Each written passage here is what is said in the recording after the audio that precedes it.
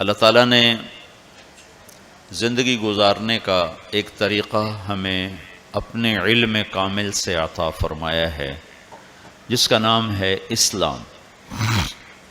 ان الدین عند اللہ الاسلام، کہ اللہ تعالیٰ نے یہ اب اعلان کیا ہے کہ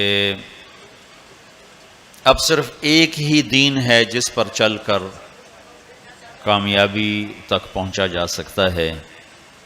اس کے علاوہ باقی جتنے راستے ہیں یا جتنے مذاہب ہیں، اس کے بارے میں اللہ تعالیٰ فرما رہے ہیں وَمَن يَبْتَغِ غَيْرَ الْإِسْلَامِ دِينًا فَلَن يُقْبَلَ مِنْهُ وَهُوَ فِي الْآخِرَةِ مِنَ الْخَاسِرِينَ۔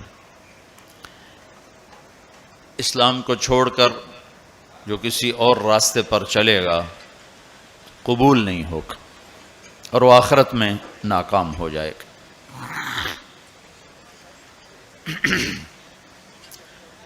سارا اسلام دو چیزوں کا مجموعہ ہے، ایک عبادات اور ایک اخلاقیات۔ عبادات مجھے میرے اللہ سے جوڑتے ہیں، اخلاقیات مجھے اپنے معاشرے سے جوڑتے ہیں۔ عبادت میں کمی ہوگی تو اللہ سے کٹ جاؤں گا، اخلاق میں کمی ہوگی تو شاید اپنے بیوی بچوں سے ہی کٹ جاؤں۔ تو یہ دونوں لازمی پیپر ہیں۔ کچھ لوگ اس طرح سوچتے ہیں کہ جی خدمت خلق کرو، اللہ کو عبادت کی کیا ضرورت ہے، فرشتے ہی بہت۔ تو یہ بھی خطا پر ہیں۔ کچھ لوگ کہتے ہیں جی ہم حج کر کے اپنے سارے معاف کروا لیتے ہیں، واپس آ کے پھر اپنی چھری تیز کر لیتے ہیں، تو یہ بھی غلط۔ کچھ عبادت کی آڑ میں لوگوں کے حقوق ضائع کرتے ہیں اور کچھ اخلاق کی آڑ لے کر اللہ کے حق کو ضائع کرتے ہیں۔ یہ دونوں سوچ غلط ہے۔ چونکہ میں تو خود دنیا میں آیا نہیں، تو زندگی گزارنے کا بھی مجھے طریقہ معلوم نہیں۔ جس نے مجھے پیدا کیا وہی جانتا ہے کہ میرے لیے کون سا راستہ سلامتی کا ہے۔ ہم گھروں میں روزانہ دیکھتے ہیں، او بھائی چائے دودھ والے، او میاں بھائی یہ آپ بیت تھوڑی دیر بیٹھ جاؤ بھائی، یہ بات ہو لینے دو، بعد میں شروع کرو۔ تمہاری تو کاروباری مجبوری، میری تو کوئی مجبوری نہیں ہے،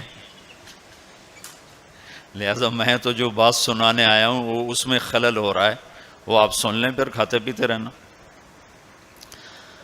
تو جب ہم اس دنیا میں اپنے ارادے سے نہیں آئے اور جانے کا ارادہ بھی کسی کا نہیں ہوتا، لیکن جاتے ہی ہیں، اس سے کوئی راستہ بھی بچنے کا نظر نہیں آتا۔ صرف ایک ہستی ہیں محمد مصطفیٰ صلی اللہ علیہ وسلم، جن سے اللہ نے پوچھا آپ آنا چاہتے ہیں یا رہنا چاہتے ہیں۔ صرف ان کو یہ ایک اضافی اعزاز، اکرام، عزت کہ میرے حبیب سے پوچھو۔ ملک الموت کو حکم ہوا کہ ایک تو پوچھ کے اندر جانا ہے، بغیر پوچھے نہیں جانا، اور ایک اجازت لے کر لانا ہے، بن اجازت نہیں لانا۔ تو ملک الموت نے حاضر ہو کر یہ عرض کی، پہلے جبریل اندر آئے، 12 ربیع الاول 11 ہجری 7 جون 633 عیسوی اور 10 سے 12 کے درمیان کا ٹائم اندازاً۔ تو جبریل نے کہا یا رسول اللہ، باہر ملک الموت حاضر ہے، اندر آنے کی اجازت چاہتا ہے۔ آپ نے کہا کوئی رکاوٹ نہیں، آ جائے۔ تو اس نے آ کر آپ کو سلام کیا، السلام علیکہ یا رسول اللہ۔ پھر کہنے لگا آپ پہلی ہستی ہیں جن کو سلام کر رہا ہوں، آج تک کسی کو سلام نہیں کیا۔ پھر اس نے کہا آپ پہلی ہستی ہیں، اللہ نے فرمایا پوچھ کے اندر جانا، بن پوچھے نہ جانا۔ آپ پہلی شخصیت ہیں، اللہ نے فرمایا آنا چاہیں تو لے آنا، رہنا چاہیں تو چھوڑ کے آ جانا۔ اس لیے اب جو آپ فیصلہ کریں گے میں اسے پورا کروں گا۔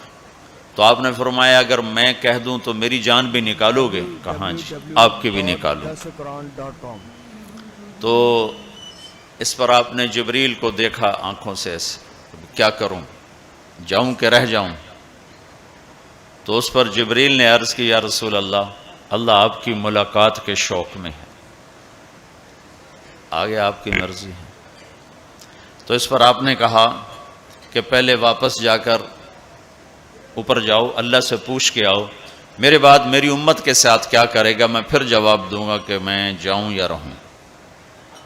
یہ سوال اگر میرے نبی نہ اٹھاتے تو شاید آج ہم انسانی شکل میں موجود نہ ہوتے، کچھ ایسے ہی باندر بلے ہی پھر رہے ہوتے۔ جو کچھ اس امت نے کر دیا ہے پہلی امتوں سے بہت آگے کا کر دیا ہے، بیچ میں یہ رکاوٹ آ جاتی۔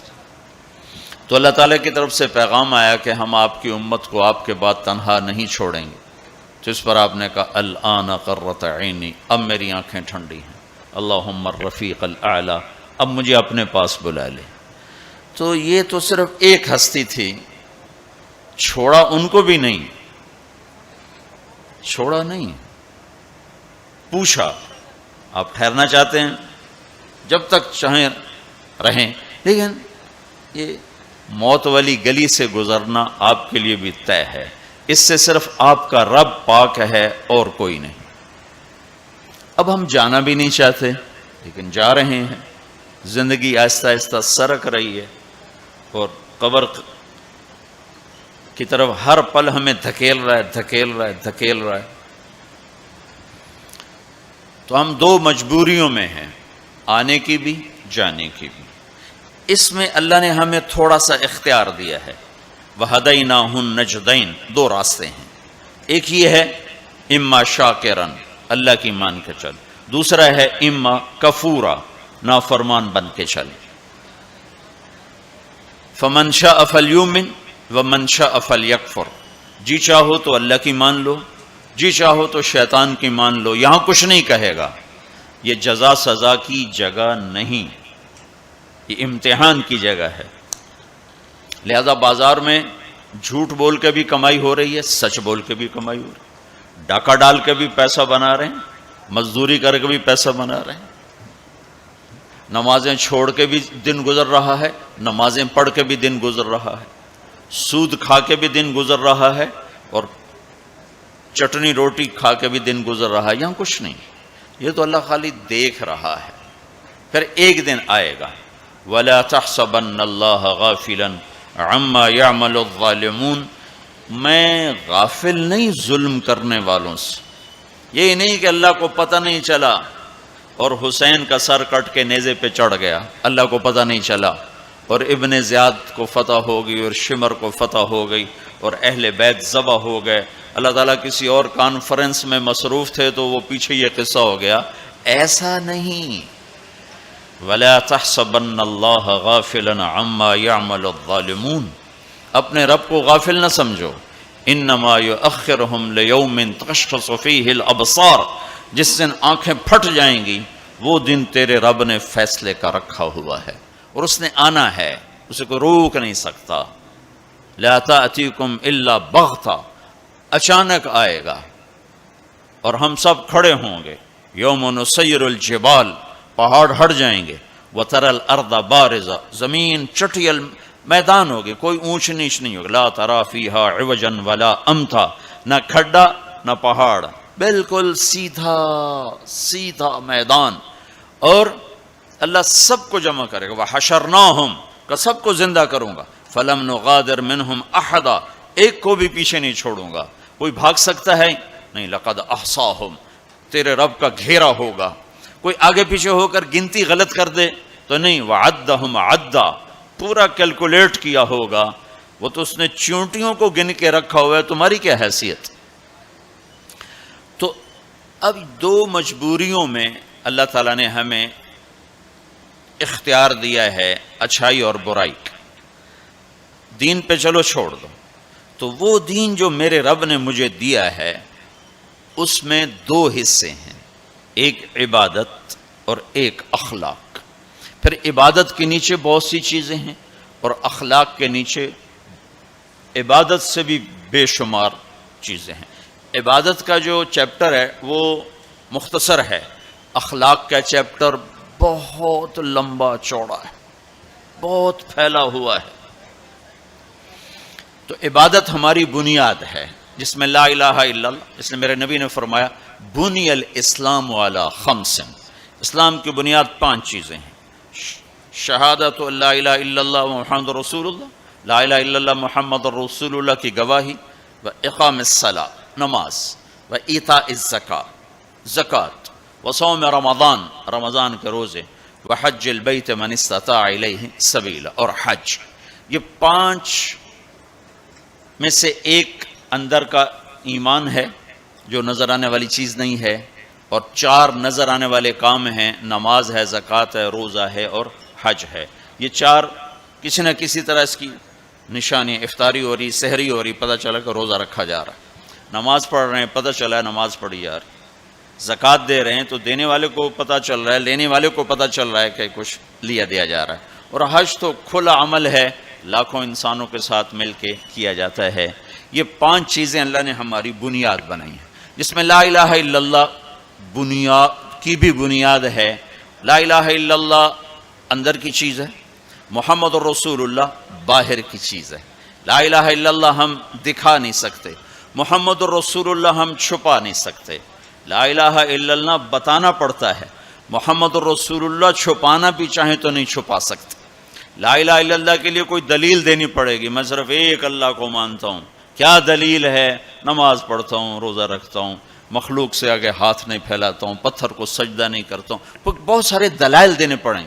لیکن محمد رسول اللہ تو ایسے سامنے آتا ہے جیسے سورج سامنے آتا ہے تو کوئی دلیل باقی نہیں رہ جاتی کہ جی کیا دلیل ہے کہ سورج ہے کہ پاگل دیکھ کھڑا ہوا ہے، یہ نظر آ رہا ہے، اس یہی سورج کا آنا اس کی دلیل ہے۔ تو پہلی چیز ہے لا الہ الا اللہ محمد رسول اللہ، لا کے ذریعے سے ساری کائنات کی نفی کہ سب سے کٹ کے اللہ سے جڑ جا، مشرق لا، مغرب لا، شمال لا، جنوب لا، آسمانوں پہ لا، زمینوں پہ لا، پتھروں پہ لا، پہاڑوں پہ لا، نوری پہ لا، ناری پہ لا، آفتابی پہ لا، خاکی پہ لا۔ لا کو ایسے پھرایا ہے میرے اللہ نے کہ اپنے سوا ہر شے کو کاٹ کے رکھ دیا ہے، کہ یہ کچھ نہیں، سب اللہ ہے۔ 0 0 0 لکھتے جاؤ، ساری کاپی بھر دو تو آپ نے کچھ بھی نہیں لکھا، اور 1 لگا دو پہلے 0 کے ساتھ تو ہر 0 دوسرے سے طاقتور بنتا جا رہا ہے، بنتا جا رہا ہے، بنتا جا رہا ہے، بنتا جا رہا ہے۔ پیچھے الف کا کمال ہے، پیچھے 1 کا کمال ہے، 1 کو ہٹاؤ تو سب 0 ہے۔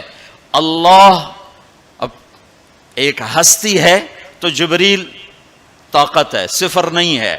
اللہ ہٹ جائے تو جبریل 0 ہے، میکائیل، اسرائیل، اسرافیل طاقت ہیں اگر اللہ ہے، اللہ پیچھے ہٹ جائے تو یہ تینوں 0 ہیں۔ جنت خوبصورت نعمتوں کا ٹھکانہ ہے، اس کے پیچھے 1 ہے، اللہ پیچھے ہٹ جائے تو جنت بھی 0 ہے، اللہ پیچھے ہٹ جائے تو جہنم بھی 0 ہے، اللہ پیچھے ہٹ جائے تو زمین آسمان کچھ نہیں ہے۔ لا کے ذریعے سے ہر چیز کو توڑ کر دل کا قبلہ اللہ بنا اور چہرے کا قبلہ بیت اللہ بنا، تو تب تیری نماز مکمل ہوگی، تب تیرا ایمان مکمل ہوگا۔ اس وقت دل کا قبلہ اللہ نہیں ہے، وہ پیسہ ہے، پیسہ ہے، دل کا قبلہ اللہ نہیں ہے، صرف کمائی ہے، صرف پیسہ ہے۔ تو اللہ تعالیٰ لا کے ذریعے سے کہتا ہے مجھے قبلہ بنا، دل مجھے دے۔ ابن آدم، اے آدم کی اولاد، انی لک محب فبحقی علیک کلی محبہ، میرے بندے میں تم سے پیار کرتا ہوں، تجھے میرے حق کی قسم تو بھی مجھ سے پیار کرنا سیکھ۔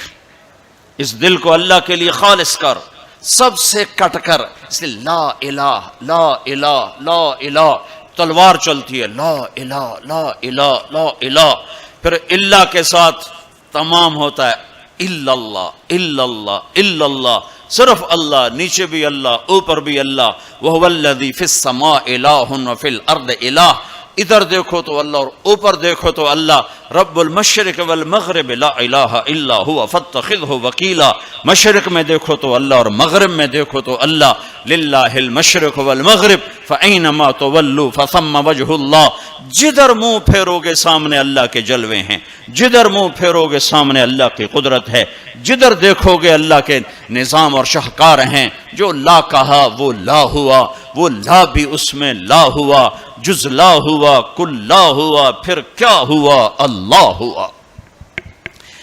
یہ حج سے پہلے سیکھنے کی چیز ہے۔ حج کر کے زندگی کیوں نہیں بدل رہی؟ وہ بغیر سیکھے جا کے بیٹھ جاتے، پہلی جماعت کے بچے کو ایم اے کا پرچہ پکڑا دو، لو جی حل کرو۔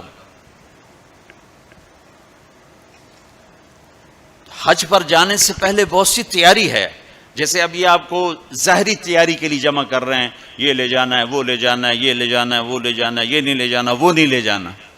اسی طرح اللہ کے دربار میں جانے کے کچھ اور آداب ہیں۔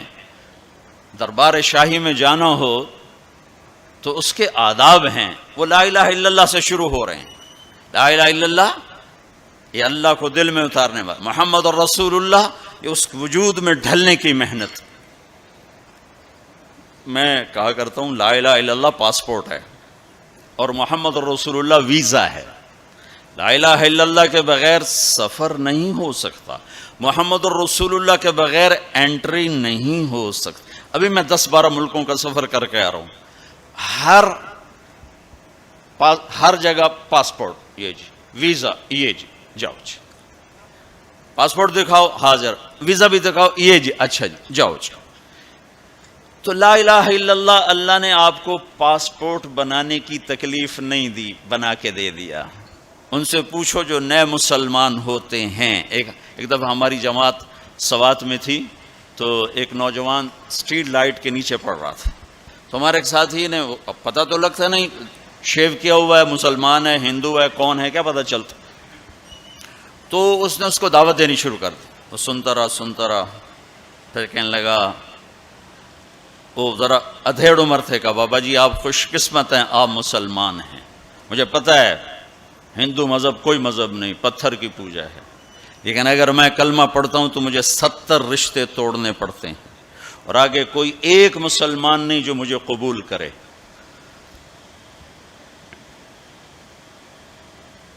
مجھے قبول کرنے والا کوئی نہیں، اور جن 70 رشتوں کو توڑوں گا اس کا آگے مسلمانوں کے پاس متبادل کوئی نہیں۔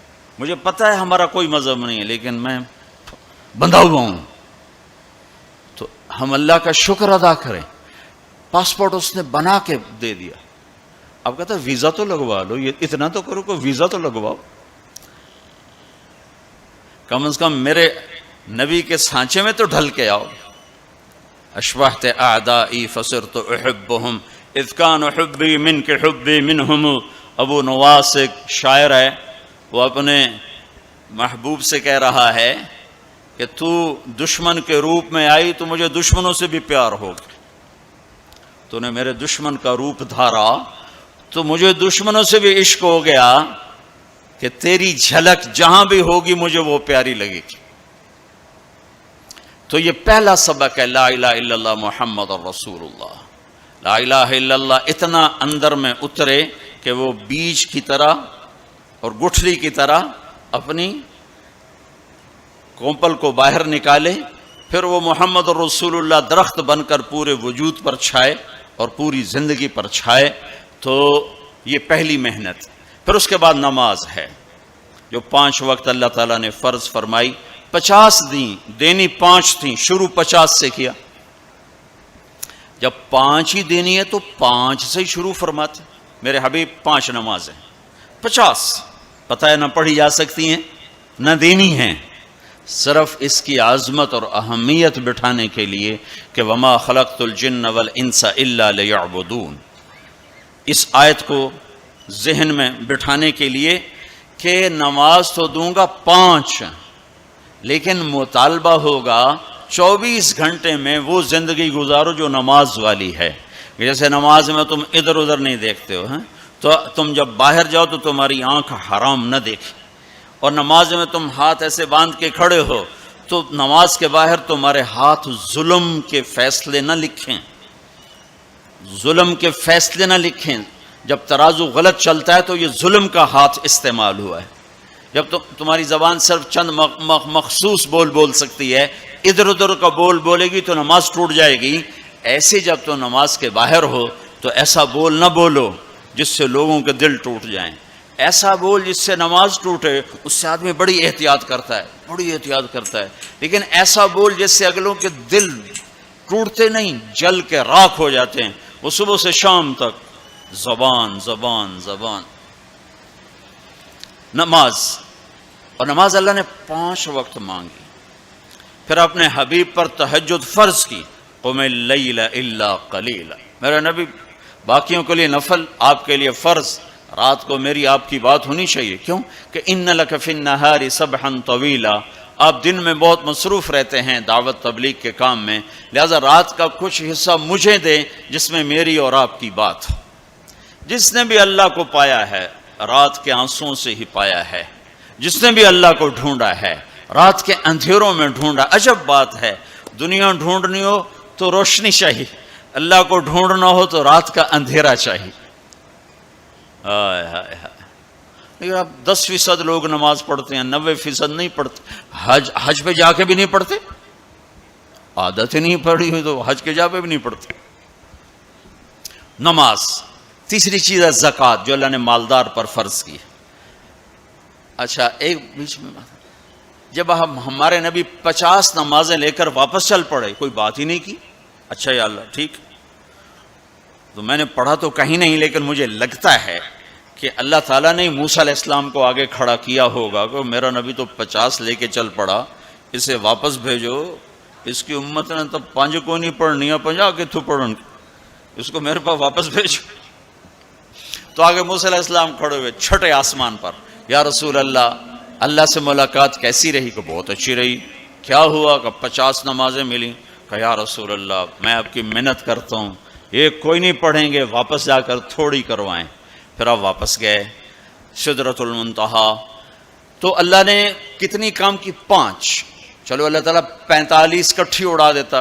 اچھا میرے حبیب 5. پھر واپس. پھر ہمارے نبی نے نہیں کہا یا اللہ بہت زیادہ ہیں. تسلیم و رضا، تسلیم و رضا. اللہم انی اسألک الرضا بعد القضاء. یہ دعا روز میرے نبی صبح و شام مانگتے تھے. اے اللہ مجھے اپنی تقدیر پہ راضی رہنے کی توفیق عطا فرما. پھر موسیٰ علیہ السلام کتنی؟ 45 واپس. پھر 5، پھر 5، پھر 5، اڑتے گئے 5 رہ گئے. پھر آگے موسیٰ علیہ السلام کھڑے ہوئے. یا رسول اللہ کتنی؟ کہا 5. کہا نہیں واپس جائیں، کوئی نہیں پڑھیں گے. کہا نہیں اب مجھے شرم آتی ہے، 5 ختم ہو رہی ہیں. اب گیا تو یہ 5 بھی چلی گئیں تو میری امت تو ختم ہو گئی، میری امت تو محروم ہو گئی. اب میں نہیں جاتا. کہا ٹھیک ہے آپ کی مرضی، ویسے مجھے پتا ہے کہ یہ نہیں پڑھیں گے، چونکہ میری امت پہ 2 نمازیں فرض تھیں، انہوں نے وہ بھی نہ پڑھی. یہ کراچی والے 5 کہاں پڑھیں؟ موسیٰ علیہ السلام چونکہ تجربہ کر چکے تھے، لیکن ہمارے نبی نے فرمایا نہیں اب مجھے شرم آتی، اب میں نہیں واپس جاؤں. جس نے پڑھنا ہوگا پڑھے گا، نہیں پڑھنا ہوگا نہیں پڑھے. ہر کوئی اپنے اپنے کیے کا اجر اللہ سے لے لے.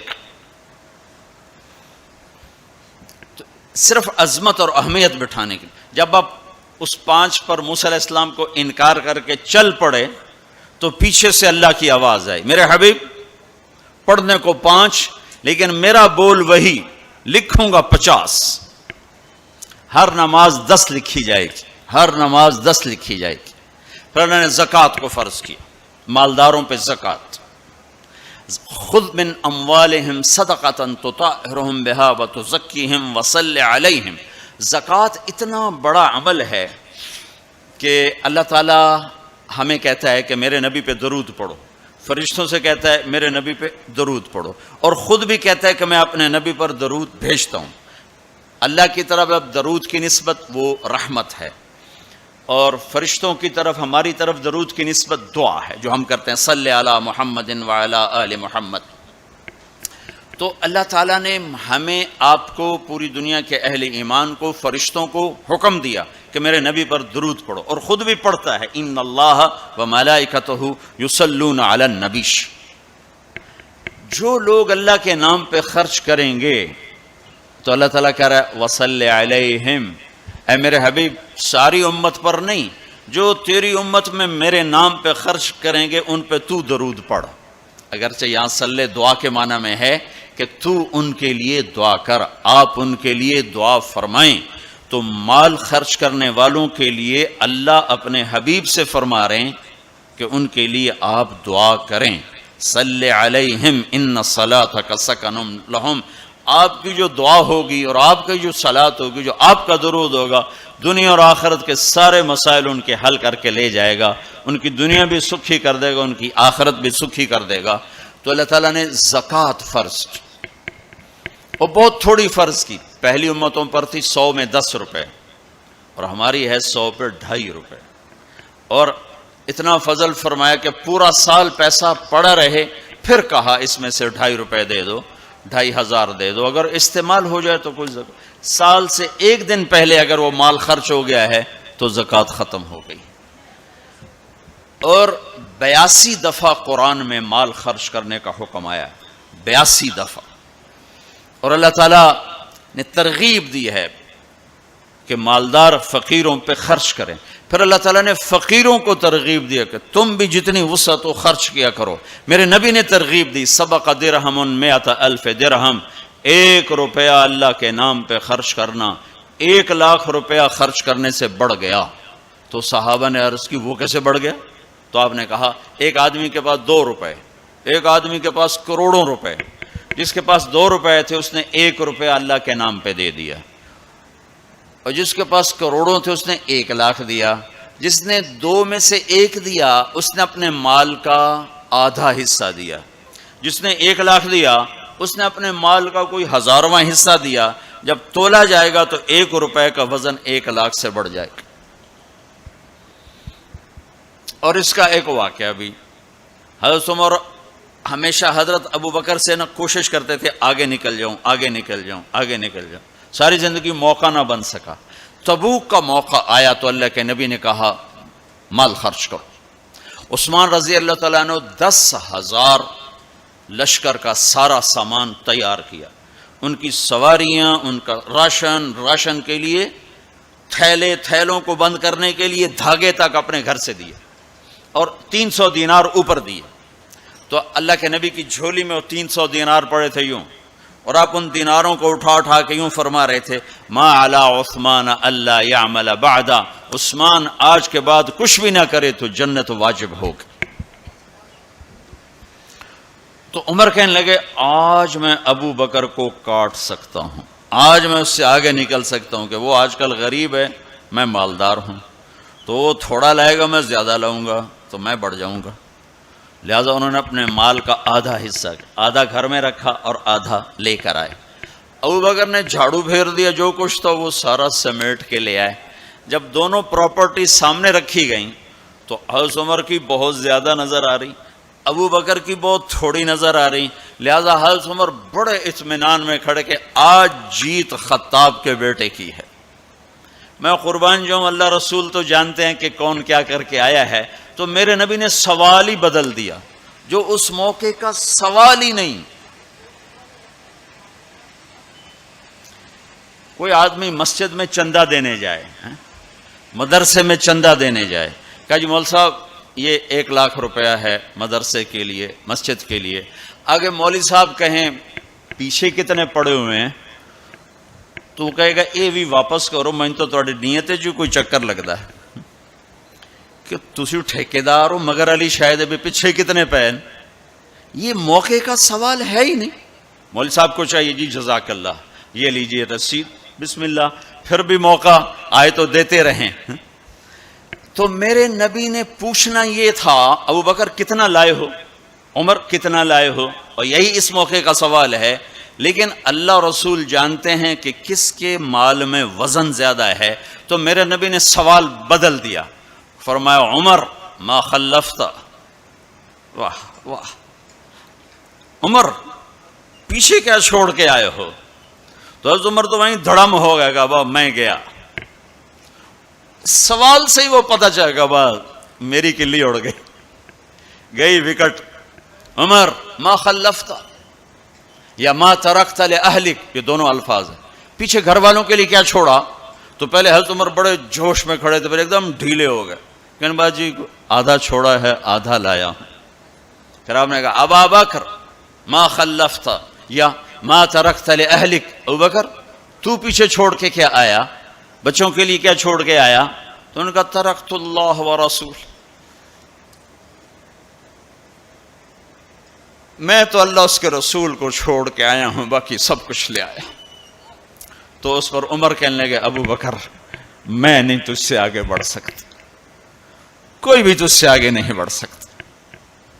اور اگلی سنو،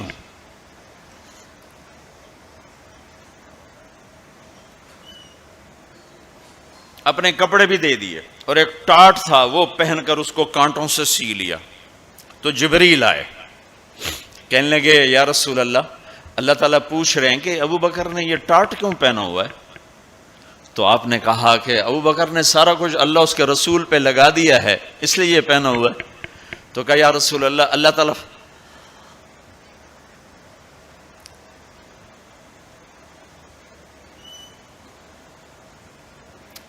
اللہ تعالیٰ فرما رہے ہیں ابو بکر سے پوچھو مجھ سے راضی تو ہے، مجھ سے راضی تو ہے، اس فقر میں مجھ سے راضی ہے؟ میں تو اتنا سفر کر کے آیا ہوں، حالانکہ ابھی 4 دن پہلے میں 12 ملکوں کا 10 ملکوں کا سفر کر کے آؤں، ساری ہڈیوں میں درد ہے، میں اس لیے آیا ہوں کہ چلو کوئی بخشش کا بہانہ مل جائے، کوئی بخشش کا بہانہ مل جائے، اللہ راضی ہو جائے۔ آپ سارے اس لیے حج پہ جا رہے ہو کہ اللہ راضی ہو جائے۔ جو سارے جہان سے کہتا ہے مجھے راضی کر، وہ کہہ رہا ہے ابو بکر سے پوچھو مجھ سے راضی تو ہے۔ تو آپ نے کہا ابو بکر تیرا رب تجھے سلام بھی کہہ رہا ہے اور پوچھ رہا ہے کہ راضی ہو؟ تو ابو بکر کی چیخیں نکلی، میں اپنے رب سے راضی، میں اپنے رب سے راضی ہوں، میں اپنے رب سے راضی۔ میرے بھائیو بہنوں، زندگی ایسے گزار کے مرو کہ اللہ کو ملو تو اللہ خوش ہو کے مل رہا، ایسے نہ مرو کہ اللہ کی بارگاہ میں پیش کیے جا رہے ہوں مجرم بن کر، قیدی بن کر۔ تو اللہ اس کے رسول نے مال لگانے پر زور دیا، اللہ چاہتا تو سب کو مال دے دیتا، کسی کو فقیر کسی کو مالدار، مالدار کا شکر کا امتحان لیا، فقیر کے صبر کا امتحان لیا، کہ اللہ فقیر کا صبر دیکھے گا، مالدار کا شکر دیکھے گا۔ اور جب مالدار لوگ زکوٰۃ نہیں دیتے تو پھر عزتیں نیلام ہوتی ہیں، جب سب کچھ اپنے اوپر لگانے کا ذوق بن جاتا ہے اور اپنے ہی بڑے بڑے زیور، کپڑے، گھر، گاڑیاں۔ یہ بھی لاہور کا واقعہ ہے، بیگم صاحب ڈرائیور کے ساتھ گئی ہیں اور واپسی پہ کہہ رہی ہیں اسلم ڈرائیور آج میری بڑی اچھی قسمت، وہ ساڑی میں نے لی تو میں سمجھ رہی تھی 1 لاکھ کی ہے، وہ تو مجھے 75,000 میں مل گئی، بڑی سستی مل گئی۔ خوش ہو کے ڈرائیور کو بتا رہی۔ تیسرے دن ڈرائیور کے بیٹے کا بازو ٹوٹ گیا، وہ آ کر کہتا ہے صاحب جی میری تنخواہ میں تو اس کا علاج ہو نہیں سکتا، تو مہربانی کر کے کچھ میری مدد کر دیں، اس کا علاج ہو جائے۔ تو صاحب کہتے ہیں اسلم تمہیں پتہ تو آج کل کاروبار بڑا مندہ ہے، تو میرے پاس تو گنجائش نہیں، میرا ایک ڈاکٹر دوست ہے میں اسے فون کر دیتا ہوں، وہ تمہاری مدد کر دے گا۔ جب اس طرح ہوتا ہے تو پھر ڈاکے، چوریاں، قتل و غارت شروع ہوتے ہیں۔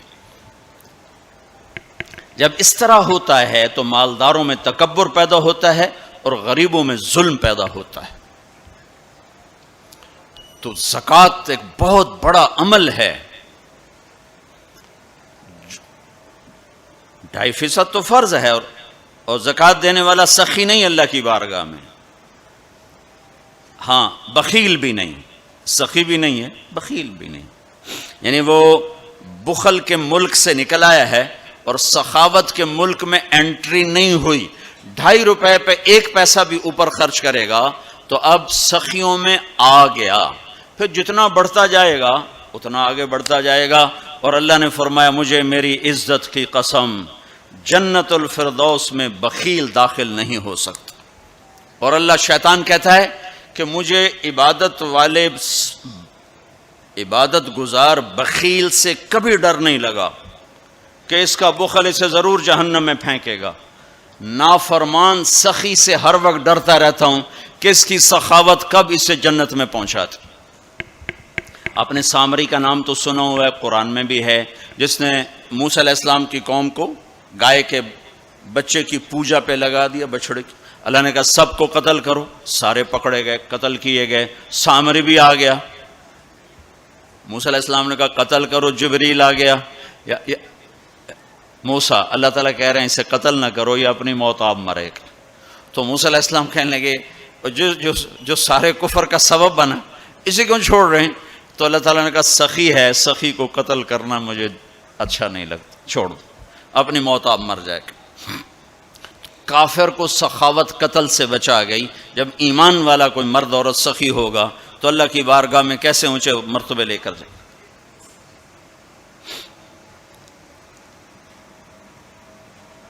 تو اپنے اوپر خرچ کرو وسعت کے مطابق، اللہ نے روکا نہیں ہے، منع نہیں کیا ہے، لیکن غریب کو بھی یاد کرو۔ زکوٰۃ کو فرض قرار دیا اور آپ نے فرمایا جس نے مزدور سے کام لیا اور اس کو مزدوری نہ دی، یہ تمہارے کراچی میں ہر وقت ہو رہا ہے، ہر جگہ ہو رہا ہے، جتنا بڑا کوئی طاقتور ہے اتنا وہ اپنے نوکروں پر ظالم بھی ہے، جابر بھی ہے، اور ان کے حقوق بھی مارتا ہے، چونکہ فریاد ہی نہیں کر سکتا۔ میرا پنجاب کا زمیندارہ ماحول سارا ایسا ہی۔ تو آپ نے فرمایا جس نے مزدور سے کام لیا اور اسے موقع پہ تنخواہ نہ دی اور اس کے پیسے مار لیے تو اس مزدور کا قیامت کے دن میں وکیل بنوں گا، میں اس کا کیس لڑوں گا، اور جس کا کیس میرے نبی نے لے لیا پھر اگلا کوئی بچ کے جا سکتا ہے کہیں؟ مزدور کا پسینہ خشک ہونے سے پہلے اس کے ہاتھ میں پیسے پکڑا دو۔ پھر مزدور سے فرمایا، یعنی دونوں طرف کا خوبصورت، کیا دین خوبصورت ہے، کہ جو اپنے مالک کی نوکری بھی پوری دیانتداری سے کرے اور اللہ کی بندگی بھی دیانتداری سے کرے تو اسے ہر کام پہ دگنا اجر ملے گا، دگنا۔ یعنی میں 1 نماز پڑھتا ہوں، میری 10 ہیں، اس کی 20 ہوں گی۔ میں 1 روزہ رکھتا ہوں، میرا 1 ہے، اس کے 2 ہوں گے۔ میں 1 قرآن ختم کرتا ہوں، میرا 1 ہے، اس کے 2 ہوں گے۔ کہ ایک طرف اپنے مالک کے ساتھ دیانتداری سے نوکری کر رہا ہے اور ایک طرف اپنے اللہ کے ساتھ دیانتداری سے بندگی کر رہا ہے، دگنا اجر ہو جائے گا۔ تو مال خرچ کرنا یہ تیسری بنیاد۔ چوتھی بنیاد ہے روزہ۔ لا الہ الا اللہ یہ کلمہ تعارف ہے، کلمہ معرفت ہے۔ نماز اس تعارف کو محبت میں بدلنے کا ذریعہ ہے۔ زکوٰۃ، لا الہ الا اللہ یہ تعارف ہے۔ نماز یہ تعلق پیدا کرتی ہے، زکوٰۃ یہ محبت پیدا کرتی ہے، اور روزہ یہ عشق پیدا کرتا ہے۔ یہ یوں ترتیب چل رہی ہے ایسے سے۔ ایک دم حج پہ ہم چڑھ جاتے ہیں نا، یہ پچھلی سیڑھیاں طے نہیں کرتے، جیسے جاتے ہیں ویسے ہی واپس آ جاتے ہیں۔ تو لا الہ الا اللہ محمد رسول اللہ یہ تعارف کا کلمہ ہے، تعارف ہو رہا ہے، پہچان ہو رہی۔ جیسے میرا باپ کا ایک تعارف ہو رہا ہے، چہروں سے ہم پہچان رہے ہیں ایک دوسرے کو، کسی کو ہم نام سے پہچانیں گے، پھر ملتے رہیں گے تو تعلق بن جائے گا، ایک دوسرے پر خرچ کریں گے تو وہ محبت بن جائے گی۔ تو لا الہ الا اللہ محمد رسول اللہ یہ کلمہ معرفت ہے، پہچان۔ نماز اس معرفت کو تعلق میں بدلتی ہے، اور پھر زکوٰۃ اس تعلق کو محبت میں بدلتی ہے۔ پھر محبت کو آگے پروان چڑھا کے عشق تک پہنچانا ہے تو اس کے لیے بھوکا پیاسا رہنا اس کا لازمی امر ہے۔ تو اس کے لیے روزہ رکھا گیا کہ روزے رکھ، اللہ کے لیے بھوکا بھی رہے اور پیاسا بھی رہے۔ اب یہ بھوک اور پیاس مل کر اس کے اندر ایک عشق کی آگ لگاتی ہے. پھر یہ عشق مجبور کرتا ہے کہ محبوب کو دیکھوں تو صحیح، اس کا دیدار تو کروں، اور نہیں تو اس کے گھر کا دیدار کروں، کہیں تو نظر آئے، کہیں تو کوئی آثار دیکھوں. تو پھر اس کے لیے بلایا گیا کہ اب آؤ والہانہ عاشقانہ مجنونانہ. چونکہ جو عاشق ہوتا ہے وہ زیب و زینت سے بے نیاز ہوتا ہے، وہ تو دیوانوں کی طرح آتا ہے. لہٰذا کہا بھائی دیوانوں کی شکل بناؤ، ٹوپی اتار دو، خوشبو پھینک دو، کنگھی پھینک دو، کفن پہن لو، جوتا بھی ایسا ہو کہ صرف تمہیں گرمی سے بچائے، سردی سے بچائے، اور آؤ میرے گھر کی طرف. کراچی میں کہا تضرعا و خفیہ، مجھے یاد کرنا ہو تو آہستہ آہستہ، شور نہ مچایا کرو. اور جب بیت اللہ میں بلایا تو کہا عجب ثج، شور مچاتے ہوئے آؤ. کہ دیوانے شور مچاتے ہوئے پہچانے جاتے کہ دیوانہ ہے، بڑا سنجیدہ ہوتا، بڑا عقل مند ہے. کہ نہیں، وہاں عاشق بن کے جانا ہے. عاشق ہوں میں عشق کماں میں، یہ میری زبان کی شاعری ہے، تمہیں مزہ آئے نہ آئے مجھے مزہ لینے دو. عاشق ہوں میں عشق کماں میں، دل رکھیں وانگ پہاڑاں ہو، سائے سائے بدیاں ہزار علامیں، کر جانے باغ بہاراں ہو. منصور جے چک سولی دتے، جڑے واقف کل اسراراں ہو. سجدیں سر چائیں نہ باہو، توڑے کافر کہن ہزاراں ہو. عاشق سوئی حقیقی جیڑا، قتل معشوق دے مننے.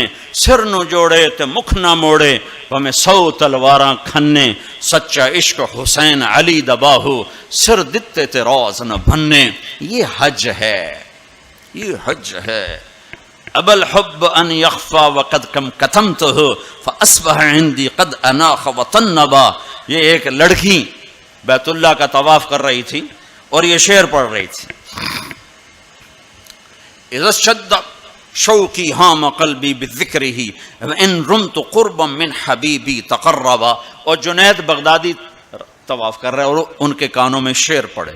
اور شعروں کا ظاہر بڑا جب ہے کہ میں نے تو محبت کو بہت جھٹکے دیے، بہت اپنے آپ کو بچایا، پر عشق نے میرے دل میں ڈیرے ڈال دیے اور خیمے گاڑ دیے، تنابیں کس دیں، مجھے کہیں کا نہ چھوڑا، مجھے کسی کا نہ چھوڑا، میں ایک ہی کی ہو کے رہ گئی. جب اس کا خیال آتا ہے تو میں پاگل ہو جاتی ہوں، جب وہ نظر آتا ہے تو میں ہوش میں آتی ہوں. تو وہ جنید بغدادی کہنے لگے وہ لڑکی بیت اللہ میں کیا کہہ رہی. تو اس نے دیکھا اور ہنس پڑی. لولا التقى لم احجر عن طيب الوطن. کیا سمجھے ہو، میری بات کو غلط سمجھے ہو، مجھے میرے رب کا عشق رات کے اندھیرے میں یہاں لایا، میں کسی اور کی بات نہیں کر رہی. تو کہنے لگی تم کس کا طواف کر رہے ہو؟ تو جنید کہنے لگے بیت اللہ کا. تو وہ زور سے ہنس پڑی اور یوں آسمان کو دیکھا، کہنے لگی واہ میرے رب، تیرے بھی کیسے دیوانے بندے ہیں جو تجھے چھوڑ کے پتھروں کا طواف کرتے ہیں، جو تجھے چھوڑ کے پتھروں کا طواف کرتے ہیں. جنید فرماتے میں تو بے ہوش ہو کے گر گیا، جب ہوش آیا تو وہ بچی جا چکی تھی. تو لا الہ الا اللہ محمد رسول اللہ پہ محنت تعارف، نماز پہ محنت تعلق، مال کا خرچ کرنا محبت، روزے رکھنا عشق، اور حج پھر وصال ہے، ملاپ ہے، ملاقات ہے. دیکھو نا، کوئی عبادت کی شکل ہی نہیں ہے کہ ایک آدمی ننگے سر ہے، 2 چادریں پہنی ہوئی ہیں اور بیت اللہ میں چکر لگا رہا ہے. بھائی کیا کر رہے ہو؟ کہ اچھے کوٹھے تے چڑھ دیکھا، ابھا دیکھا لمحہ دیکھا، ڈٹھی دل کو دیواں ٹیکاں، سجن مل سم کے مر پوساں. یہ طواف ہے کہ میں تو کبھی دائیں دیکھتی ہوں، کبھی بائیں دیکھتی ہوں، کبھی آگے کبھی پیچھے، کہیں میرا محبوب نظر آئے، نہ نظر آئے تو میں مر جاؤں گی، جان کی بازی ہار بیٹھوں گی. میں محبوب کی تلاش تیرے کوچے اس بہانے، مجھے دن سے رات کرنا، کبھی اس سے بات کرنا، کبھی اس سے بات کرنا. حج عشق ہے، وہ ہمیں حاصل نہیں ہوتا ہے، لہذا تھوڑی سی تکلیف آتی. عثمان جی پیسے اتنے لائے نہیں تحقیق کیتا جے ساڑھے نہ، کیونکہ وہ تو کھانے پینے کا پروگرام ہے، کھابا پروگرام ہے، کیا بوفے مجھے یاد نہیں آ رہا تھا، بوفے ٹھنڈا ملا ہے، اس کے تو تصور میں ہی نہیں ہے کہ میں کسے ڈھونڈنے آیا ہوں۔ ایسا تو نہیں حسین بچوں سمیت نیزوں پہ چڑھ گئے تھے، ایک بول بول کے ساری نسل بچا سکتے۔ کون سی نسل؟ اہل البیت۔ کون سی نسل؟ آل الرسول۔ کون سی نسل؟ کائنات کی پاکیزہ ترین نسل۔ ایک بول پہ وہ اپنی بچا سکتے، اور جنت کا بھی کوئی نقصان نہ تھا۔ کہا نہیں، اللہ پہ سودا نہیں ہو سکتا، کاٹ دو۔ تمہارا تاجر جھوٹ بولنے کو تیار، جھوٹ چھوڑنے کو تیار نہیں، سود چھوڑنے کو تیار نہیں۔ کتنے بڑے تاجروں نے میرے ساتھ متھا مارا کہ سود کے بغیر تجارت چلا کے دکھاؤ، سود کے بغیر تجارت کیسے چلے گی؟ کہ اللہ مطلب اللہ کو مقصود نہیں بنایا، اللہ کو ڈھونڈنا پانا اور اللہ کی طلب زندگی کا مقصد نہیں بنایا۔ یہی دھوکے کے گھر اور مچھر کے پر اور مکڑی کے جالے کی دوڑ ہے۔ اسی کو عزت سمجھا، اسی کو بڑائی سمجھا، اسی کو بلندی سمجھا، اسی کو معراج سمجھا۔ آج آنکھ بند ہوگی تو پتہ چلے گا کہ میں تو کسی بہت بڑے دھوکے کا شکار ہو کے آیا ہوں۔ اس لیے قیامت کا دن کو یوم التغابن بھی کہتے ہیں، تغابن کے نام پر سورت اتری ہے کہ اس دن لوگوں کو پتہ چلے گا ہائے دھوکے میں رہ گئے۔ ذالک یوم التغابن، یہ ہے جس دن دھوکہ کھلے گا کہ ہم تو دھوکے میں رہ گئے۔ تو بھائیو بہنوں، حج کا اصل موضوع سمجھو، اللہ کو پانا اور اللہ کے لیے جینا اور اللہ کے لیے مرنا اور اللہ پہ مٹ جانا، یہ حج کا مغز ہے، یہ حج کی روح ہے۔ باقی اس کے اعمال ہیں، کچھ سفر کی ضرورتیں ہیں، کچھ وہاں رہنے کی ضرورتیں ہیں، کچھ حج کے جو شرعی اعمال ہیں کچھ ان کی ضرورتیں ہیں، لیکن جو حج کی روح ہے وہ ہے اللہ کو ڈھونڈنا، قبلہ بدلنا، قبلہ یہ دل اللہ کو دینا۔ ایک صحابہ نے پوچھا یا رسول اللہ ما الاسلام، یا رسول اللہ اسلام کیا ہے؟ آپ نے کہا ان تسلم قلبک للہ، دل اللہ کو دے دے، یہ اسلام ہے۔ دل اللہ کو دے دے، یہ اسلام ہے۔ تو بھائیو بہنوں، طے کر کے جاؤ کہ زندگی کو بدل کے واپس آنا۔ اتنے سال اپنی مرضی کے گزار لیے، تو اب اللہ سے مل کے آ رہے ہیں، تو اب باقی زندگی اس کی مرضی پہ گزار دیں گے۔ اتنا زمانہ اپنی مرضی پہ گزارا ہے، تو اب باقی جو وقت حج کے بعد گزرے گا وہ اللہ کی مرضی پہ گزاریں کہ جو اللہ کہے گا وہ کریں گے، جس سے روکے گا اس سے روکیں گے، جو وہ فرمائے گا اس پر لبیک کہیں گے، جس سے ہٹائے گا اس سے پیچھے ہٹتے چلے جائیں گے۔ تو ہمیں اس کی روح حاصل ہو گئی۔ یہ عبادات ہیں، اور عبادات میں یہ سب سے عالی شان اللہ نے عبادت بنائی ہے الحج۔ اور ایک اور میں نے غور کیا، اللہ تعالیٰ نے نماز فرض کی تو فرمایا کہ ان الصلاۃ علی المؤمنین کتابا موقوتا، نماز ایمان والوں پر فرض ہے، اس میں اللہ کا نام کوئی نہیں ہے۔ کتب علیکم الصیام کما کتب علی الذین من قبلکم، تم پہ روزے فرض ہیں، اللہ کا نام اس میں کوئی نہیں ہے۔ من شہد منکم الشہر فلیصم، رمضان کا چاند دیکھو تو روزہ رکھو، اس میں اللہ کا نام کوئی نہیں ہے۔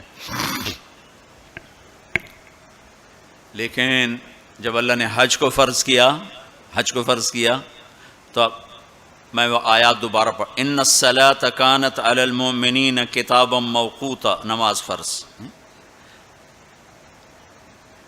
کتب علیکم الصیام کما کتب علی الذین من قبلکم، روزہ فرض۔ اقیموا الصلاۃ وآتوا الزکاۃ وانفقوا، زکوٰۃ فرض۔ اور جب اللہ تعالیٰ حج فرض فرمانے لگے تو اس کو یوں پیش کرتے، کتب علیکم الحج، تم پہ حج فرض ہو گیا، یہ نہیں۔ وَلِلَّهِ عَلَى النَّاسِ حِجُّ الْبَيْتِ مَنِ اسْتَطَاعَ إِلَيْهِ سَبِيلًا وَمَنْ كَفَرَ فَإِنَّ اللَّهَ غَنِيٌّ عَنِ الْعَالَمِينَ۔ جس طرح اللہ نے حج کو پیش کیا ہے کسی عمل کو ایسے پیش نہیں کیا جس طرح اللہ پاک نے حج کو فرض بنا کے پیش کیا ہے. کسی فرض کو ایسے پیش نہیں کیا کہ نام ہی اپنا ہے وللہ وللہ وللہ. اور یہ جو لام ہے، پہلے لام پھر اللہ تو بن گیا للہ. تو لام کے یہاں دو مطلب ہیں. للہ، بھائی حج کیوں کر رہے ہو؟ اللہ کے لیے کر رہا ہوں، اور کوئی حاجی تو نہیں کروانا، اللہ کے لیے کر رہا ہوں. وللہ، بھائی کدھر جا رہے ہو؟ احرام باندھا ہوا ہے، پتہ ہے حج پہ جا رہے ہیں. وہ بھی کہے گا حج پہ جا رہا ہوں، یہ کہے گا عمرے پہ جا رہا ہوں. لیکن اللہ نے تاثر کیا دیا ہے لام کے ذریعے سے. وللہ، کہاں جا رہے ہو؟ کہا جی میں اللہ کی ملاقات پہ جا رہا ہوں، اللہ نے بلایا ہے تو میں ملاقات کے لیے جا رہا ہوں. وللہ، اتنی خوبصورت ابتدا ہے. اور پھر آگے حج فرض کرنا ہے ایمان والوں پر، اور ایمان والوں میں مالداروں پر، اور مالداروں میں صحت مند پر. تین شرطیں ہیں، ایمان بھی شرط ہے، مال بھی شرط ہے، صحت بھی شرط ہے. مال والا ہے، صحت کوئی نہیں، حج ساقط. ایمان والا ہے، مال کوئی نہیں، حج معاف. تو یہ تین، ایمان بھی ہو، مال بھی ہو، صحت بھی ہو. لیکن اللہ نے پیش کیسے کیا ہے؟ وَلِلَّهِ عَلَى النَّاسِ. علی الناس میں کافر، مسلم، مشرک، مومن، سب، مالدار، غریب، فقیر، امیر، سب، بیمار، صحت مند، سارے، معذور، دوسرے، سارے. علی الناس، علی الناس. ہے کوئی میرے بندوں میں جو اپنے رب سے ملاقات چاہتا ہو؟ ہے کوئی جو اللہ کی ملاقات چاہتا ہو؟ انداز یہ ہے. اور آگے چونکہ صرف مالداروں کو اور صحت مند کو لینا ہے تو کہا حج البیت من استطاع الیہ السبیلا. اس کو آخر میں لائے، پہلے نہیں لائے، آخر میں لائے کہ ہاں بھائی تمہارے رب کی تمنا تو یہ ہے کہ سارے ہی آ جاؤ میری ملاقات کے. ایک واحد بادشاہ ہے جو فقیروں کا ہجوم دیکھ کے خوش ہوتا ہے، جو سوالیوں کا ہجوم دیکھ کے خوش ہوتا ہے. باقی جتنے ہیں وہ سوالیوں کو دیکھ کے ڈانٹتے بھی ہیں، بھاگتے بھی ہیں، دروازے بھی بند کرتے. ایک اللہ ہے، عجب صفت ہے. مانگو تو خوش ہوتا ہے، نہ مانگو تو ناراض ہو جاتا ہے. مانگتے کیوں نہیں؟ سب سے آخری جنتی کو اللہ تعالیٰ بڑے مزے سے نکالے گا جنت. اسے ایک اعلیٰ درجہ دینا ہے جو اس کا سٹیٹس ہے، اس سب سے آخری جنت. تو اس کو اللہ تعالیٰ جہنم پر لائے گا، پیچھے کمر جلے گی، آگے جسم محفوظ. تو اس کے دل میں اللہ سوال پیدا کرے گا کہ یا اللہ کہ مجھے جہنم سے تھوڑا باہر نکال دے، تیری بڑی مہربانی. تو اللہ کہے گا اور کچھ پھر مانگو گے؟ کہنے بالکل نہیں مانگتا ہوں. تو اللہ اس کو جہنم سے باہر نکال دے. تو آگے تھوڑی سی جنت دکھا دے. اب آدمی کی حرص و حوث تو ختم ہو نہیں سکتی. تھوڑی دیر بعد کہے گا یا اللہ وہ چھوٹی سی جنت مجھے دے دے، تیری بڑی مہربانی. تو اللہ کہے گا پھر اور تو نہیں مانگے گا؟ کہنے بالکل تیری عزت کی قسم نہیں مانگتا ہوں. تو اللہ وہاں پہنچا دے گا.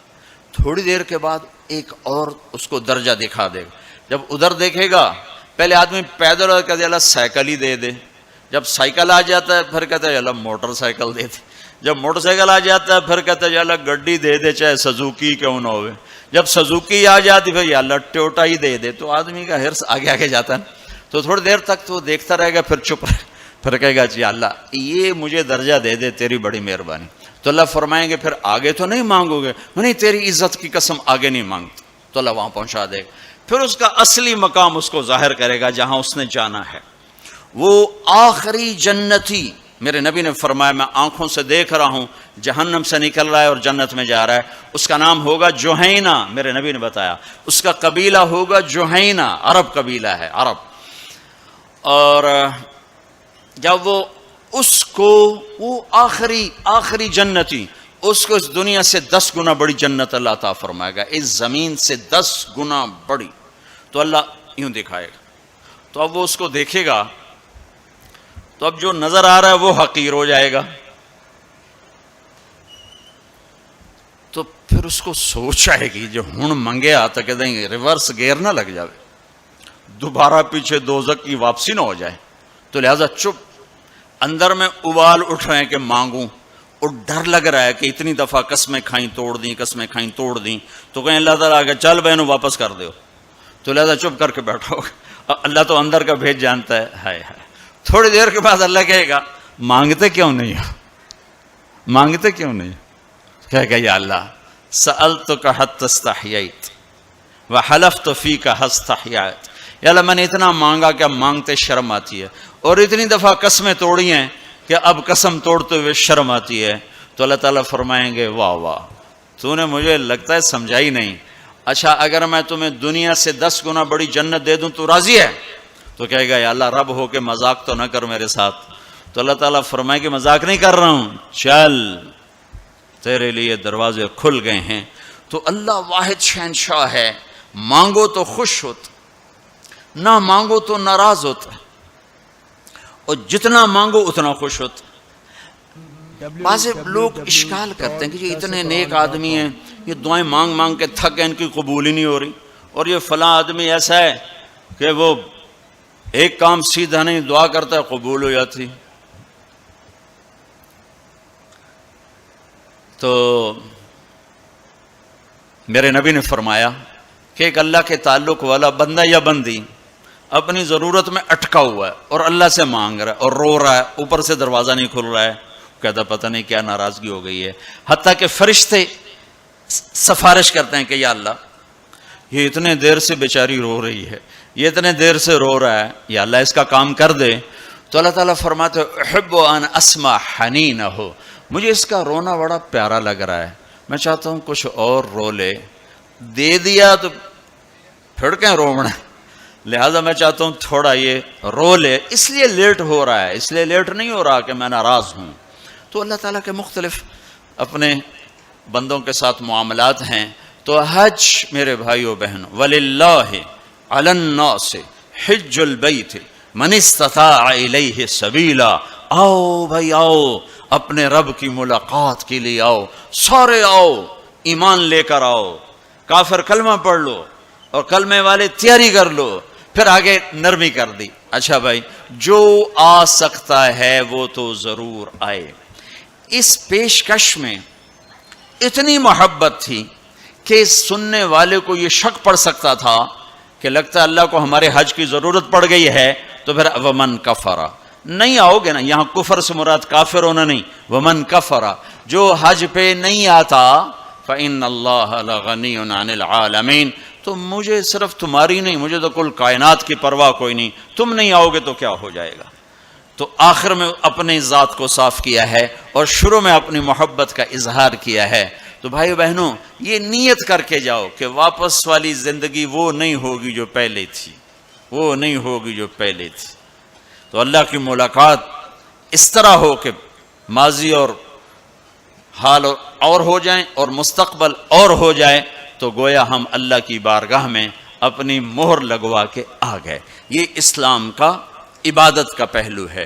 یہ عبادت کا پہلو اس وقت مکمل ہوگا جب اس کے ساتھ اخلاق کا پہلو جڑے گا، وہ ہے لوگوں کے حقوق ادا کرنا. سب سے انشاءاللہ میں اللہ کے نبی کا خطبہ پڑھ کے سناؤں گا عرفات میں. 3 دن آپ نے تقریر فرمائی، تینوں دن ایک ہی جگہ سے بیان شروع کیا. لوگو تمہاری عزتیں، تمہارے جان، تمہارے مال ایک دوسرے کے لیے حرام ہو گئے. کسی کی عزت پہ، کسی کے مال پہ، کسی کی جان پہ ہاتھ نہ ڈالنا. اور آخری جملہ ہے لا ترجع عبادی کفارا یضرب بعضکم رقاب بعض، دیکھو میرے بعد کافر نہ ہو جانا کہ ایک دوسرے کے گلے کاٹتے پھر رہے ہو، ایک دوسرے کے گلے کاٹتے پھرنا گویا میرے نبی کی نظر میں کافر ہو جانا ہے. یہ آخری جملہ تھا. اور پھر ایک اور آخر لا تسودوا وجہی یوم القیامہ، دیکھو مجھے قیامت کا دن تمہاری وجہ سے شرمندہ نہ ہونا پڑے، مجھے شرمندہ ہونے سے بچانا. یہ آپ کے خطبات کے آخری الفاظ ہیں. تو ایک تو اس کی تفصیل حج کیسے کرنا، وہ کتابیں موجود ہیں، سارے کو چھوٹے چھوٹے پمفلٹ موجود ہیں، آپ آسانی سے اس کو فالو کر سکتے ہیں. اور اگر اس میں کوئی اونچ نیچ ہو جاتی ہے تو مینا بکروں سے بھرا پڑا، 1 بکرا دے دو، 2 دے دو، 4 دے دو، 5 دے دو، جتنے مرضی دے دو وہ ہو جائے گا. تو جب تم اتنے پیسے خرچ کر کے جا رہے ہو تو میرے نبی سے پوچھا گیا یا رسول اللہ سب سے بہترین حج کیا ہے؟ الحج والثج، سب سے بہترین حج ہے لبیک کہنا زور زور سے اور قربانی کرنا اپنی وسعت کے حساب سے، خون بہانا یعنی قربانی کرنا۔ ہمارے نبی اگر اپنی طرف سے قربانی کرتے تو ایک بکرا ذبح کر دیتے، ایک دمبا ذبح کر دیتے، ایک مینڈا چھترا۔ ساری زندگی ہمارے نبی عید قربان پر 2 قربانیاں کرتے تھے، 2 چھترے، ایک اپنی طرف سے کرتے تھے اور ایک امت کی طرف سے کرتے تھے، ساری زندگی 2۔ لیکن جب آپ نے حج کیا تو آپ نے کتنی قربانیاں فرمائیں؟ آپ کی عمر مبارک 63 سال تھی، تو آپ اور حضرت علی کے اونٹ مشترکہ مل کر 100 تھے، 100۔ تو وہ 100 اونٹ میں سے آپ نے 63 اونٹ الگ کروا لیا، ہر سال کا 1 اونٹ، اور 1 اونٹ میں 7 قربانیاں ہوتی ہیں، ایک میں 7 ہوتی ہیں۔ پھر ان میں سے 5 کو الگ کیا، 5 میں سے 1 کو سامنے لایا گیا اور اس کو کھڑا کر کے آپ نے ذبح کیا، کھڑا کر اس کے یہاں یوں برچھا مارا یوں۔ تو یہاں تو جانور ہو، بکرا ہو، اونٹ ہو، جب اس کو برچھا لگتا ہے تو وہ شور میں جاتا ہے، آ کرتا ہے، لیکن جب وہ اس اونٹ کو لگا نبی کے ہاتھ سے برچھا تو اس کی خوشی سے ہائے نکلی، اور پیچھے جو اونٹ کھڑے تھے ان میں جنگ شروع ہو گئی، ہر اونٹ رسی توڑ کے آگے بڑھ کے ذبح ہونے کی کوشش کر رہا تھا کہ کہیں میں پیچھے نہ رہ جاؤں، میں پہلے ذبح ہو جاؤں، میں پہلے ذبح نہ شود نصیب دشمن کہ شود ہلاک تیغت، سر دوستاں سلامت کے تو خنجر آزمائی، ہم آہوان سہرا سر خود نہاد برکف با امید آن کے روزے بشکار خواہی آمد، کہ آج سارے جنگل کے ہرنوں کو انتظار ہے کہ آج ہمارا محبوب شکار کرنے آ رہا ہے، تو ہر ہرن گردن جھکا کے کھڑا ہے کہ میں ذبح ہو جاؤں، میں ذبح ہو جاؤں، میں ذبح ہو جاؤں۔ تو یہ شعر میرے نبی پہ فٹ آتا ہے کہ سارے اونٹوں میں جنگ شروع ہو گئی اور ہر ایک کا زور تھا میں ذبح ہو جاؤں، میں ذبح ہو جاؤں۔ آپ نے 63 اونٹ ذبح فرمائے اور برچہ پھینک دیا، اور اپنی بیویوں کا حصہ اس میں نہیں رکھا، بیویوں کے لیے الگ قربانی کی، بیویوں بیگمات کے لیے الگ قربانی کی، اور اپنے 63 اور 7 ہر اونٹ میں، اور پھر یہاں تک فرمایا کہ علی جو گوشت بنائے اس کو مزدوری گوشت میں سے نہیں دینی، میں الگ سے دوں گا، اس کا ہر ٹکڑا اللہ کے نام پہ جانا چاہیے، گوشت میں سے مزدوری بھی نہیں دی، الگ سے مزدوری دی۔ اور پھر فرمایا کہ آؤ بھائی جو لے جانا چاہتا ہے لے جائے۔ پھر فرمایا حضرت علی سے کہا ایک ایک بوٹی سارے اونٹوں سے لے لو اور ایک دیگ چڑھا دو، تو وہ ایک ایک بوٹی سارے اونٹوں سے لے کر دیگ چڑھائی، پھر آپ نے اس کے پکنے کا انتظار کیا، جب وہ تیار ہو گئی تو پھر آپ نے حضرت علی نے چند اور صحابہ نے مل کر اس کا گوشت کھایا، شوربہ پیا، اور پھر اس کے بعد آپ طواف زیارت کے لیے تشریف لے گئے۔ تو آپ مالدار لوگوں قربانی کرنا دل کھول کے، ماڑے ماڑے جانور نہ تلاش کرنا، بھائی سستا کڑا لبدا ہے، اللہ کے نام پہ لگانا، جھگی پھونک تماشا ویک ہماری پنجابی کی مثال ہے، لگا تو صحیح پھر دیکھ آتا کیسے ہے واپس۔ ایک صحابی ہیں ابو الدحداح،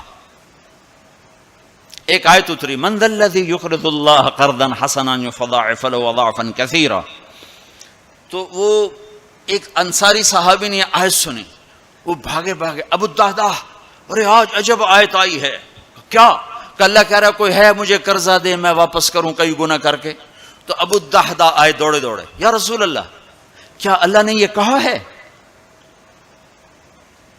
کہ مجھے قرضہ دو میں واپس کروں؟ کہاں؟ کہا یا رسول اللہ اللہ کو کیا ضرورت قرضہ مانگنے کی، کہ اللہ چاہتا ہے کہ اس کے بدلے اللہ تمہیں جنت دے۔ کہا اچھا اگر میں اللہ کے نام پہ دوں تو آپ وعدہ کرتے ہیں میری جنت کا؟ کہا ہاں وعدہ۔ کہ میری بیوی کی جنت کا؟ کہا ہاں وعدہ۔ کہ میرے بچوں کی جنت کا؟ کہا ابو الدحداح تو زیادہ ہی مانگتا جا رہا ہے، پر تیرے بچوں کا بھی؟ کہا یا رسول اللہ ہاتھ بڑھائیں، میرے 2 باغ ہیں دونوں اللہ کے نام پہ صدقہ۔ ہم کہا نہیں ایک دے دو ایک رکھ لو، ایک بچوں کے لیے رکھو، ایک اللہ کے نام پہ دو۔ کہا اچھا پھر میرا وہ باغ جس میں 600 کھجوریں ہیں وہ میں نے اللہ کو دے دیا۔ ہمیں کہا ٹھیک ہے، جا تو، تیرے بچے، تیری بیوی، جاؤ جنت۔ انہوں نے وہاں سے دوڑ لگائی اور باغ میں نہیں گئے، باہر کھڑے ہو گئے کہ کہیں اندر جا کے نیت نہ بدل جائے۔ جیسے یعنی لوگ سودے سے پھرتے ہیں، دوڑم سارے لٹو بنے ہوئے ہیں، 4 پیسے اوپر گیا سودے سے پھر گئے، 4 پیسے نیچے گیا سودے سے پھر گئے، جیسے ایمان اور زبان کا بول کوئی چیز ہی نہیں۔ پیسہ ہی خدا بناؤں بھائی، پیسے کے پیچھے ہی ایمان بھی بک رہا ہے، عزت بھی بک رہی ہے، غیرت بھی بک رہی ہے۔ میرے نبی نے فرمایا میرا امتی ہر گناہ کر سکتا ہے، ایک جھوٹ نہیں بول سکتا، ایک دھوکہ نہیں دے سکتا۔ سارا کراچی جھوٹ اور دھوکے کا، کراچی نہیں، میرا ملتان لے لو، لاہور، سندھ، بلوچستان لے لو، سرحد لے لو، جھوٹ جھوٹ جھوٹ، دھوکہ دھوکہ دھوکہ۔ میرا امتی ہر گناہ کر سکتا ہے، جھوٹ نہیں بول سکتا، دھوکہ نہیں دے سکتا۔ ساری تجارت، سارا سب کچھ اس پہ آ چکا۔ تو آپ باہر کھڑے ہو گئے، کہنے گئے امت دہدا، بیوی کو بلایا، کہا کیا ہوا؟ کہا باہر آؤ باہر آؤ باہر آؤ۔ کیوں؟ کہا باغ اللہ کو دے دیا۔ اچھا، اس کے بدلے میں تیری میری بچوں کی جنت پکی ہو گئی۔ ان کا ربح البیع ربح البیع، مبارک ہو مبارک ہو، بڑا اچھا سودا کیا، بڑا اچھا سودا کیا، بڑا اچھا سودا کیا۔ تو بھائیو، گن گن کے رکھنے کے شوق نہ کرو، لگانے کا شوق رکھو۔ اپنے اوپر بھی لگاؤ، اللہ روکتا نہیں۔ کماؤ حلال، حرام نہ ہو، جھوٹ نہ ہو، سود نہ ہو، خیانت نہ ہو، جوا نہ ہو، سٹا نہ ہو، ذخیرہ اندوزی نہ ہو۔ تم سارے تاجر، کراچی کے نہیں پورے پاکستان کے تاجر عبد الرحمن بن عوف کی جیب میں آ جاؤ گے۔ جیب میں عبد الرحمن بن عوف رضی اللہ عنہ، جو 10 بڑے صحابہ میں ایک، آپ نے کہا ابو بکر جنتی، عمر جنتی، عثمان جنتی، علی جنتی، زبیر جنتی، طلحہ جنتی، سعد بن ابی وقاص جنتی، عبد الرحمن بن عوف جنتی، عبد الرحمن بن عوف، ابو عبیدہ بن جراح جنتی، سعید بن زید جنتی۔ یہ 10 ٹاپ 10 صحابہ ہیں، ان میں ایک عبد الرحمن ہے۔ جب ان کا انتقال ہوا تو 3 ارب 10 کروڑ 20 لاکھ دینار، اے کاغذ دے نوٹ نہیں، تو انہوں کیویں بے وقوف بنا چھڑا سارے نے۔ کاغذ چاہ کر ٹورے ودن، کوئی سیٹ صاحب، کوئی میاں صاحب، کوئی شیخ صاحب، وہ نیرا کاغذ ہی کاغذ، انہوں کاغذ بھی واپس لے کے پلاسٹک دے چھڑے ہے۔ کارڈ ہے جی کارڈ۔ مطلب ہم کیسے بدھو بنے، کیسے بدھو بنے؟ ارے دولت سونے اور چاندی کا نام ہے، یہ کاغذ پہ ڈالر باڑے چلے جاؤ، ڈالر بھی لے لو، پاؤنڈ بھی لے لو، جو جتنے مرضی باڑے چو لے لو۔ تمہیں بے وقوف بنایا ہے دنیا کے بنیوں نے، تمہیں کاغذ پکڑا دیے، تم سے جائیدادیں لے لی، اور پھر کاغذ بھی واپس لے کر تمہیں کارڈ پکڑا دیے۔ وہ فن لینڈ سے واپسی ہو رہی تھی تو وہ ہمیں بڑا کمرہ چاہیے تھا، وہ کمرہ چھوٹا تھا، وہ کروز تھا، یہ جو بڑے بڑے بحری جہاز چلتے، تو ہمیں کمرہ چھوٹا ملا۔ تو میں نے کہا یار کوئی بڑا کمرہ، تو ہماری جماعت بڑی ہے، تو کوئی بیٹھنے کی ہو، کوئی سونے کی ہو۔ تو ہم وہاں گئے کاؤنٹر پر، تو اس نے کہا جی آپ 2500 کراؤن دے دیں تو ہم آپ کو کمرہ دے دیتے۔ ہم نے کہا لے لو۔ کہا نہیں ہم پیسے نہیں لیتے۔ کیا لیتے ہیں؟ کارڈ۔ وہ کہا بھائی پیسے تو زیادہ، ہم کارڈ لیں گے۔ اب ہمارے تو پاس کارڈ نہیں تھے، تو سویڈن کا ایک ساتھی ہمارے ساتھ تھا، تو اس نے اپنا کارڈ دیا، تو انہوں نے وہ اس کو کراس کیا، تو اس میں انہوں نے ہمیں بڑا کمرہ دے دیا۔ تو تمہیں تو پاگل بنا گیا بنیا، دنیا کا سب سے بڑا بنیا، تمہیں کاغذ دے کے تمہیں سیٹ صاحب بنا دیا، شیخ صاحب بنا دیا، پتہ نہیں کیا کچھ بنا دی۔ اور عبد الرحمن جو چھوڑ کے مر رہے ہیں وہ کاغذ نہیں، کاغذ نہیں، 3 ارب 10 کروڑ 20 لاکھ دینار۔ ایک دینار 4.5 ماشے کا ہوتا تھا، اور ایک ماشا میں نے سنار سے پوچھا کتنے کا ہوتا ہے، انہوں نے کہا 5000 روپے کا ماشا چل رہا ہے۔ اب اس کو تم ضرب تقسیم کر کے دیکھ لو کہ عبد الرحمن کتنا چھوڑ کے دنیا سے تشریف لے گئے تھے۔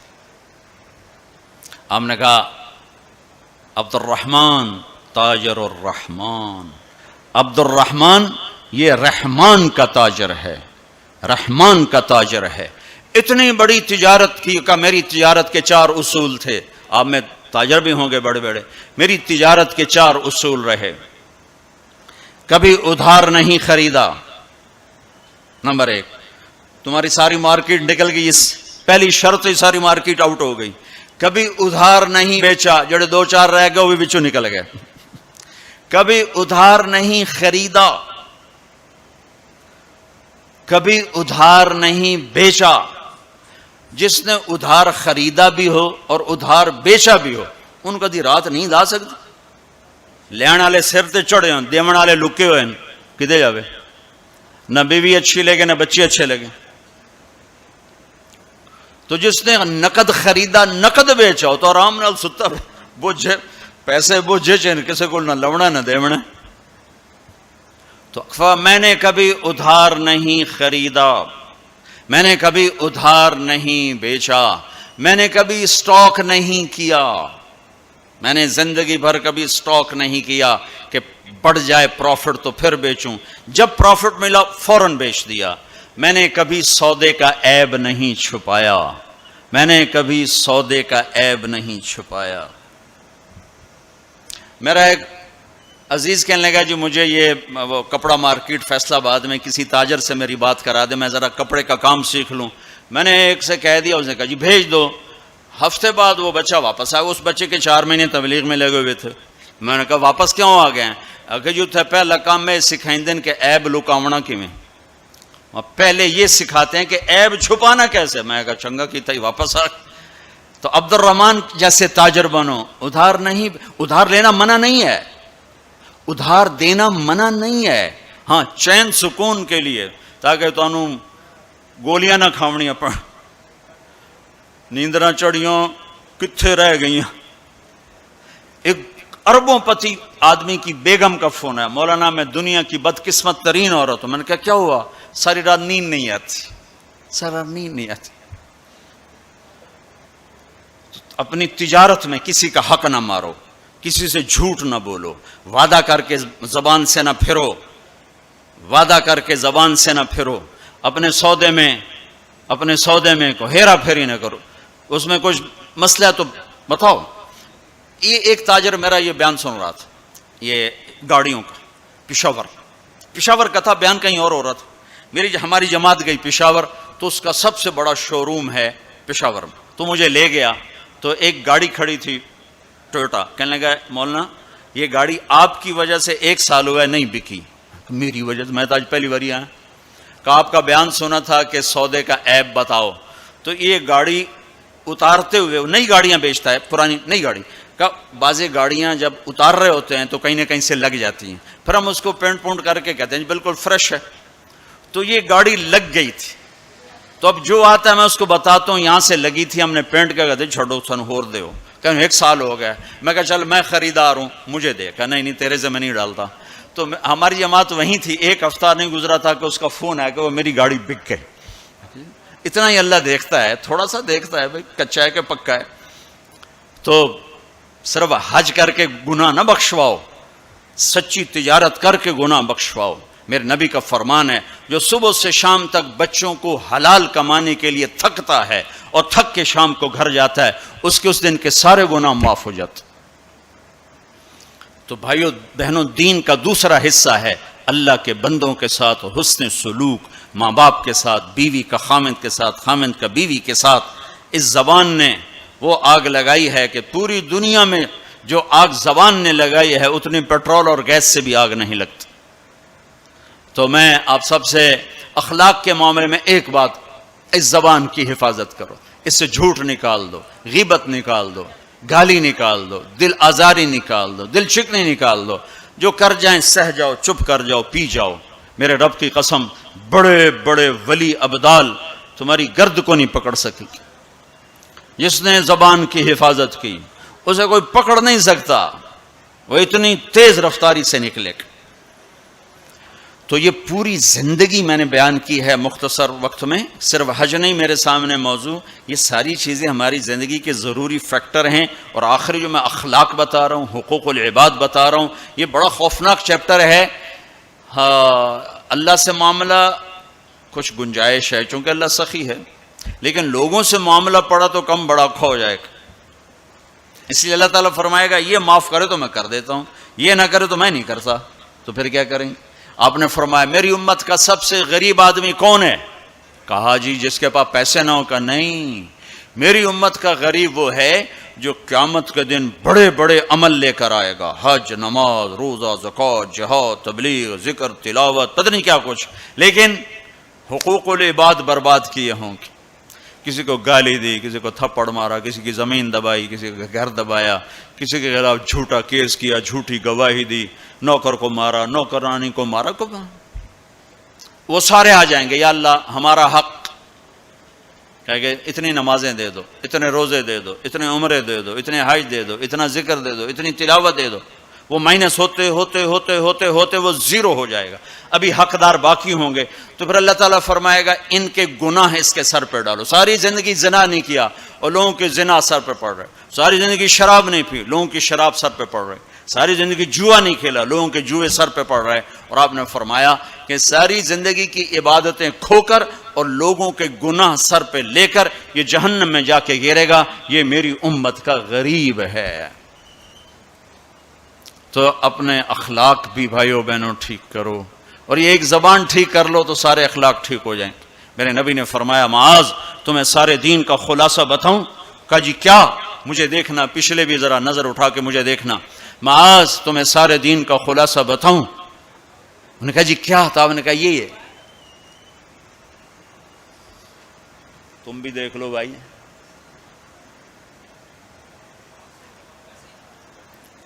یہ قابو میں ہے، سارا دین میرے ہاتھ میں ہے.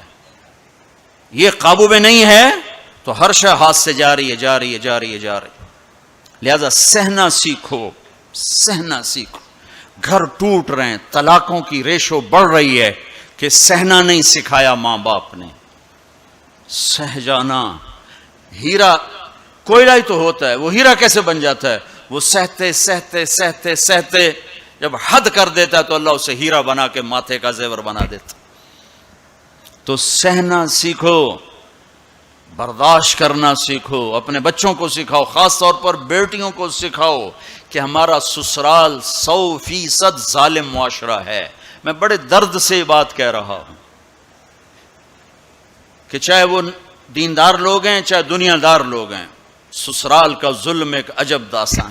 لوگ بھتہ خوری کو، ہاں بھتہ خوری ظلم ہے اور ڈاکہ ظلم ہے، قتل ظلم ہے، یہ جو ظاہری ظلم نظر آتے ہیں. ایک ظلم وہ ہے جو میں سنتا ہوں، جب کوئی آدمی دین میں شہرت کر لیتا تو پھر لوگوں اپنے مسائل، حضرت یہ ہو گیا کوئی بتا دیں، حضرت یہ ہو گیا کوئی بتا دیں.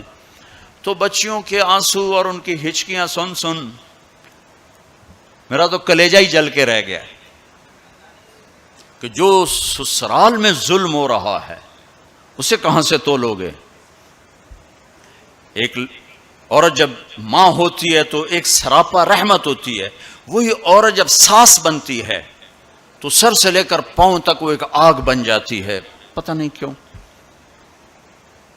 تو اپنی بچیوں کو صبر سکھاؤ، یہ بھی سکھاؤ کہ بیٹی بس زبان بند رکھنا، سہ جانا. آہ نہ کر لبوں کو سی، عشق ہے دل لگی نہیں، سینے پہ تیر کھائے جا، آگے قدم بڑھائے جا. آگے بڑھنے کا راستہ ہے، زبان سی لو، لب سی لو، زبان تالو سے لگا لو اور لوگوں کے سہتے جاؤ، سہتے جاؤ. میرے رب کی عزت کی قسم، عزتیں تمہارے غلام بن کر آئیں گی. اللہ کی رضا کا تاج تمہارے سر پہ سجایا جائے گا. عزت کے سہرے اللہ کا نبی تمہارے گلے میں ڈالے، تمہارے ماتھے کو روشن کیا جائے گا. سہنا سیکھو، سہنا سیکھو. بھائی بھائی سے ٹوٹا، میاں بیوی میں لڑائی، خاوند بیوی کی برداشت نہیں کرتا، بیوی خاوند کی برداشت نہیں کرتا، ماں باپ اولاد کی نہیں برداشت کرتا، اولاد ماں باپ کی نہیں برداشت کرتی. سہنا سیکھو. ہمارا سارا معاشرہ اس ایک میرے نبی کی سنت پہ عمل کر لے، برداشت کرنا، تو زندگی خوشحال ہو جائے گی، روشن ہو جائے گی.